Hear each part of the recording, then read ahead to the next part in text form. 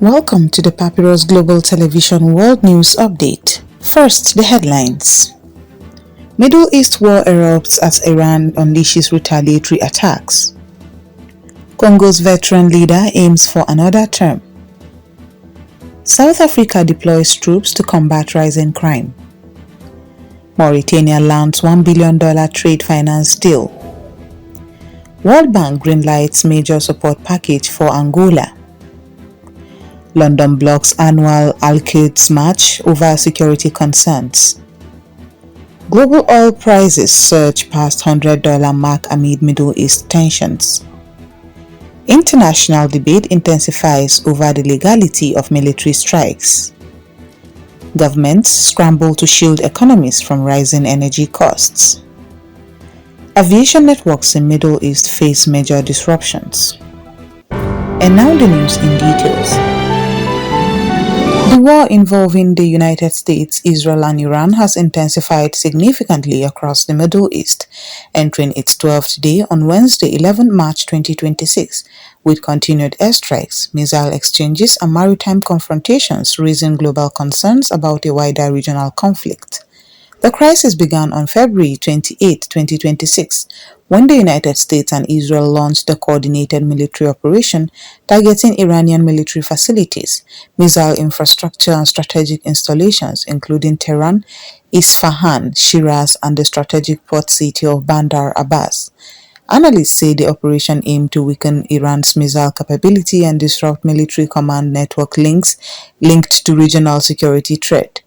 Iran reported significant civilian casualties and widespread infrastructure damage, with over 1,300 civilians killed since the offensive began. Cities like Minab near Bandar Abbas suffered heavy destruction in residential areas and public facilities. In response, Iran launched large-scale retaliatory operations targeting Israeli and American interests across the Gulf, including ballistic missiles, cruise missiles, and armed drones. Several military sites in Kuwait, Qatar and the United Arab Emirates were placed on high alert. In Israel, some missiles struck populated areas despite advanced air defenses, causing casualties and property damage. The confrontation has extended to the Strait of Hormuz, a critical maritime route carrying a large portion of the world's oil supply. Iranian forces reportedly deployed naval mines, prompting the United States to destroy several vessels attempting further deployments. Security analysts warn that disruption in the strait could severely impact global oil markets. Political tensions remain high, with United States President Donald Trump warning against Iranian attempts to block maritime traffic. Diplomatic efforts continued at the United Nations, but the ongoing exchange of strikes raises fears of a broader regional war. Long-serving President Denis Sassou Nguesso announced on 10 March 2026 his intention to seek another term in office, extending a political career that has dominated the Republic of the Congo for decades. The next presidential election is expected in July 2026, sparking debate over democratic reforms, constitutional limits, and governance in the oil-rich nation. Sassou Nguesso first came to power on 31st December 1979, ruled until August 1992, returned on 25th October 1997, and has remained central to Congolese politics since.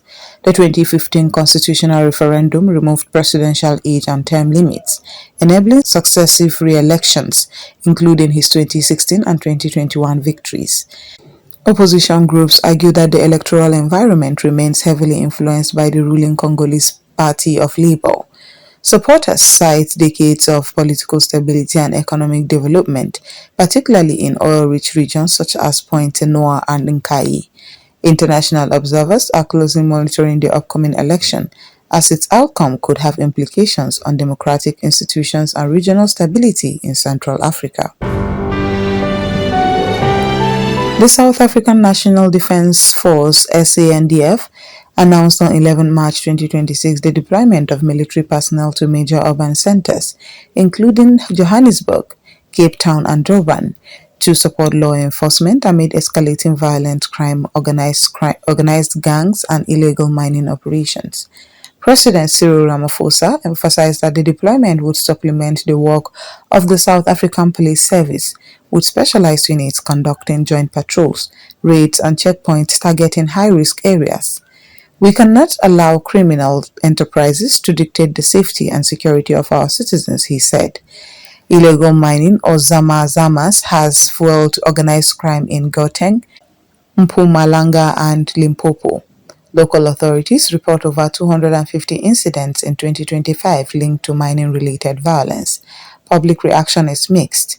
Supporters welcome the reinforcement while critics caution against militarizing law enforcement. Authorities continue intelligence-led operations to dismantle criminal networks, seize illegal firearms, and stabilize urban communities. Military cooperation with SAPS marks a strategic phase in South Africa's fight against rising crime. On 11 March 2026, Mauritania signed a 5-year trade finance agreement valued at approximately $1 billion in Nouakchott. The deal aims to strengthen commercial infrastructure, support businesses, and improve access to international markets. Minister of Economy and Finance Mohamed Ould Bilal signed on behalf of the government, with the funds allocated annually to priority trade sectors. President Mohamed Ould Ghazouani highlighted the deal as critical for economic growth, job creation, and enhancing Mauritania's global trade competitiveness. The financing will support shipping and logistics in Nouadhibou, mining towns in northern regions, and agricultural exports in southern regions, ensuring inclusive participation for women-owned and youth-led enterprises. Analysts predict the agreement will stimulate domestic production, attract foreign investment, and boost the country's trade capacity. The World Bank approved on 11 March 2026 a financial assistance package worth $1.1 billion to support Angola's debt restructuring, stabilize public finances, and promote sustainable economic growth. The program will provide direct budget support, technical assistance, and reforms in sectors including oil, gas, agriculture, and infrastructure.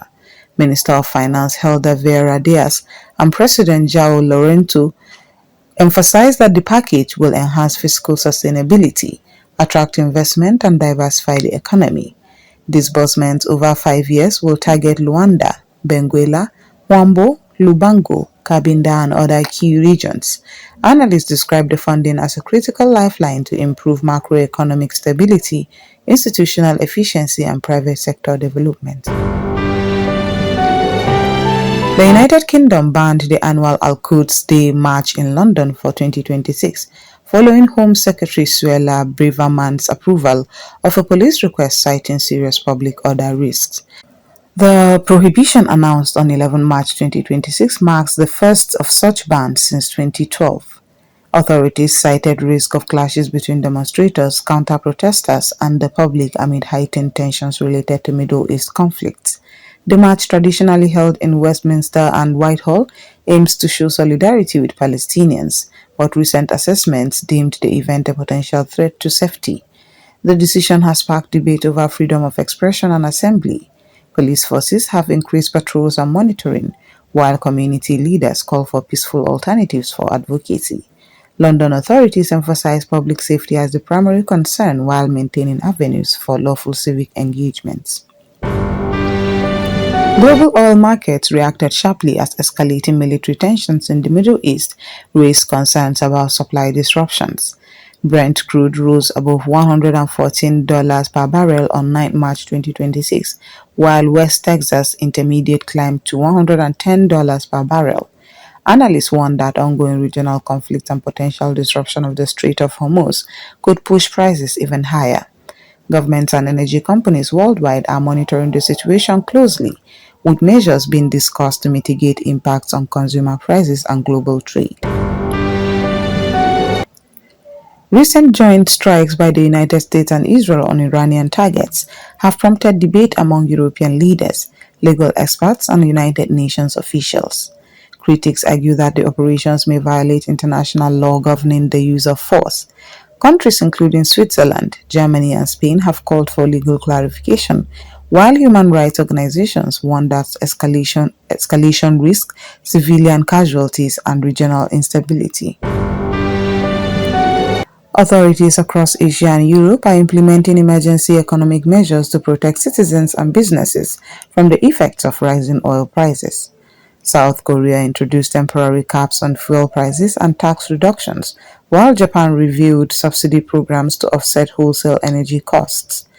Economists caution that prolonged oil prices above $100 per barrel could contribute to inflation and slower economic growth.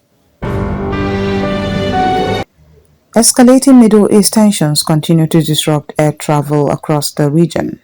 Major hubs including Dubai, Abu Dhabi, Doha, and Manama face congestion as airlines cancelled or reroute flights due to airspace restrictions and security concerns. Air India announced 32 special evacuation flights, while Emirates, Etihad, and Qatar Airways gradually restored services while monitoring the evolving security situation. That brings us to the end of the Papyrus Global Television World News Update. Before we go, a recap of our news headlines. Middle East war erupts as Iran unleashes retaliatory attacks. Congo's veteran leader aims for another term. South Africa deploys troops to combat rising crime. Mauritania lands $1 billion trade finance deal. World Bank greenlights major support package for Angola. London blocks annual Quds march over security concerns. Global oil prices surge past $100 mark amid Middle East tensions. International debate intensifies over legality of military strikes. Governments scramble to shield economies from rising energy costs. Aviation networks in Middle East face major disruptions. For continuing coverage, analysis and in-depth reporting on these and other global developments, stay connected with the Papyrus Global Television. Also visit papyrusdaily.com for breaking news as it happens. I am your host, Christiana Babayu. Thank you for joining us. On behalf of the entire newsroom and production team, have a safe and lovely evening.